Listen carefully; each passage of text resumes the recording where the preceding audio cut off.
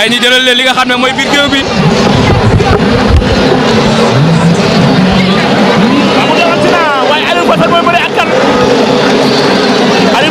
Caatu Piol bi côté bële la féetee ndeysaan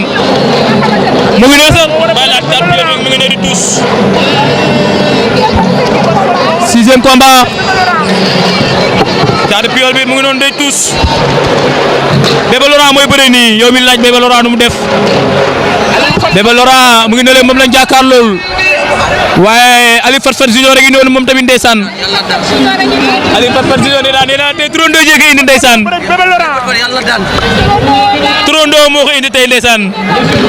Aliou Fatfat barki démb mu ne ma suba bëree pare nga jësi ma ne ko bala ma laa jësi fexeel nga daan boo daanoo du ma la jësi depuis ko premier combat ba léegi mi ngi may topp mi ngi noonu arbitre bi sifflé na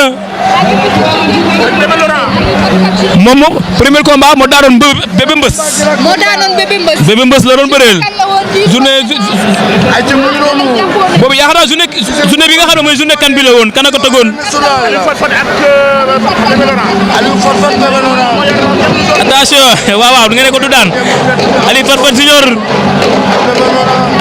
attention waaw Bébé Laurent jéem na ko plaqué mu bay plaqué na ko ànd na ak moom rëpp na kar appui waaw daan na ko Bébé Laurent daan na ko Bébé Laurent daan na Aliou Fatfat Junior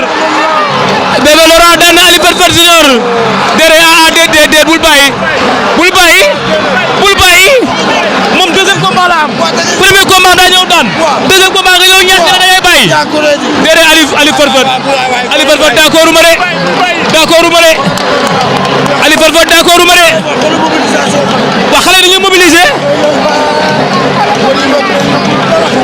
laay combat baa ngi noonu ndeysaan Bébé Laurent